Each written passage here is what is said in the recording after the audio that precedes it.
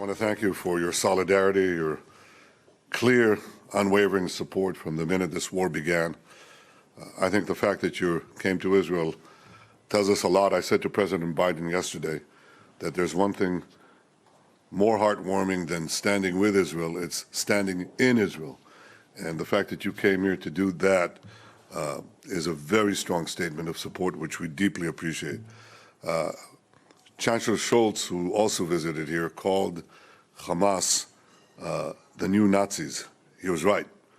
You fought the Nazis 80 years ago, resolutely, and the entire world supported your action.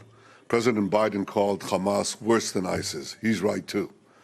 Hamas are the new Nazis, they're the new ISIS, and we have to fight them together, just as the world, the civilized world, united to fight the Nazis and united to fight Hamas.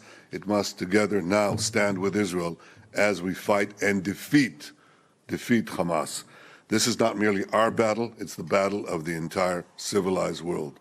It's the battle of Israel, it's the battle of the moderate Arab countries, it's the battle of Western civilization, the battle of the free world, the battle for the future.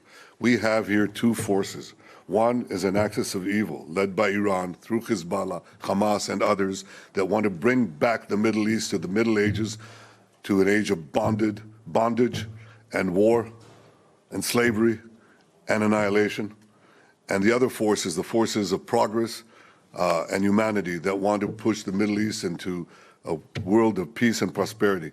We are on the cusp of expanding that peace, and destroying that move was one of the reasons why this action was taken. We have to resist it, and we have to win. Above all, we have to win. We have to release the hostages. You have nationals. Understand that, I know you do, that we have their children, babies, women, elderly, Holocaust survivors, and your nationals. And we have to work together in every way possible, and we're doing that, to get them back. I appreciate the fact that you also sent some military forces into the region. We discussed practical cooperation on many fronts, and I value that very much. 80 years ago, Prime Minister, the civilized world stood with you in your darkest hour. This is our darkest hour. It's the world's darkest hour. We need to stand together, and we want to win. And this is why I value your support, and the fact that you're here. We must win together. That means that this is a long war, and we'll need your continuous support, There'll be ups and downs, there'll be difficulties. The people here are united. They're prepared to take the necessary action. I've never seen the people of Israel as united, more united than they are now. But we need that unity across the board and continuous support as we prosecute and win this just war against the modern barbarians, the worst monsters on the planet. Thank you, Rishi, for coming here. Well, Prime Minister, thank you for your warm words and for welcoming me to Israel. I'm just sorry to be here in such terrible circumstances. In the last 2 weeks, this country has gone through something that no country, no people should have to endure, least of all Israel, which has lived through some of the most awful scenes, the spectre of violence and terrorism every day of its existence. And I want to share the deep condolences of the British people and stress that we absolutely support Israel's right to defend itself in line with international law, to go after Hamas, to take back hostages, deter further incursions, and to strengthen your security for the long term. Now, I know that you are taking every precaution to avoid harming civilians, in direct contrast to the terrorists of Hamas, which seek to put civilians in harm's way.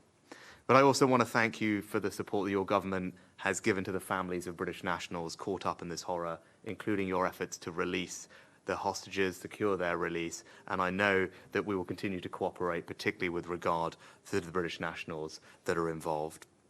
Can I also say that we have seen the scenes over the past day that have shocked all of us, particularly at the hospital, and we mourn the loss of every innocent life, civilians of every faith, every nationality who have been killed.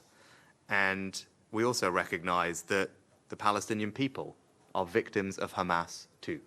And that is why I welcome your decision yesterday that you took to ensure that routes into Gaza will be opened for humanitarian aid to enter. I'm glad that you made that decision. We will support it. We're increasing our aid to the region, and we will look to get more support to people as quickly as we can. The last thing for me to close on is this. You describe this as Israel's darkest hour. Well, then it's for me to say I'm proud to stand here with you in Israel's darkest hour. As your friend, we will stand with you in solidarity. We will stand with your people, and we also want you to win. Thank you. Thank you. Thank you very much. Thank you. The British Prime Minister there, Rishi Sunak, standing alongside the Israeli Prime Minister Benjamin Netanyahu, saying, this is Benjamin Netanyahu, said, this isn't just our battle, this is a battle of the Western civilization. It is a battle, he said, for the free world. He said it's a battle that we have to resist, we have to win, and we have to release the hostages. He said 80 years ago, the civilized world stood with the UK, talking to Rishi Sunak there. Rishi Sunak said in the past 2 weeks, this country and its people has gone through something no country should endure. He said, we support Israel's right to defend itself under international law. He said, I know you're taking every precaution to protect civilians. He also said, Rishi Sunak said, we recognise the Palestinian people are victims of Hamas as well. And we welcome Israel's decision to allow humanitarian aid in. And he finished by saying that we are proud to stand with you in your darkest hour. We want you to win.